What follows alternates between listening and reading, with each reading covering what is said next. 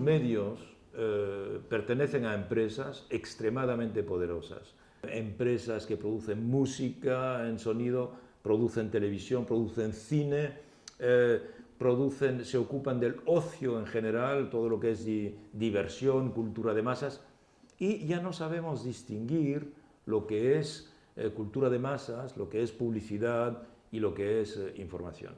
Y entonces estos grupos pasan a ser no solo grupos de comunicación importantes, sino grupos empresariales extremadamente importantes. Son actores hoy día de la globalización.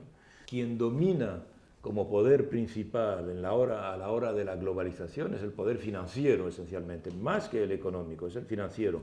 Son los grandes grupos financieros, ¿verdad?, que se ocupan esencialmente de los grandes mercados de divisas, etc.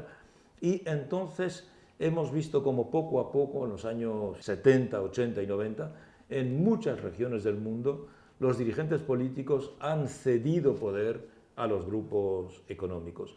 Por ejemplo, todo el fenómeno de lo que llamamos las privatizaciones no es más que una transferencia del poder del Estado al poder privado. El gran enfrentamiento en esta época de la globalización es el enfrentamiento entre el mercado y el Estado. Y el Estado estaba un poco protegido por los dirigentes políticos, mientras que ahora, un poco como con el caballo de Troya, en el Estado se han introducido empresarios o políticos con mentalidad empresarial que en realidad son los que están vaciando al Estado de muchas de sus prerrogativas y en particular vaciando al Estado de su función de actor económico, ¿verdad? Muchos grupos mediáticos de hoy, que no son grupos que se ocupan solo de medios, sino que se ocupan a veces de otros sectores como la telefonía, como la electricidad, como la energía, etc. Y hemos visto cómo las privatizaciones han permitido a grandes grupos como Telefónica, por ejemplo, o France Telecom en Francia, de apoderarse del sector comunicacional telefónico de un país. Hemos visto a grupos de la energía apoderarse de sectores importantes, televisiones privadas, derechos de autopistas, líneas aéreas, etc.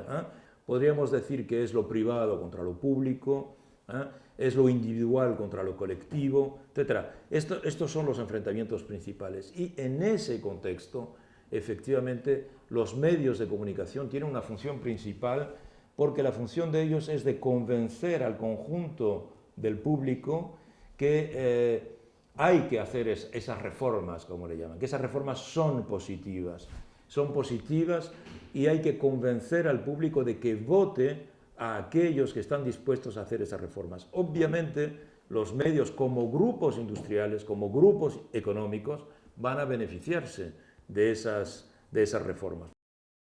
Y por consiguiente, vemos cómo hay una alianza entre el mensaje de la globalización en favor de lo privado y en favor del capital, y por otra parte, estos grupos mediáticos que encuentran su provecho difundiendo estas tesis.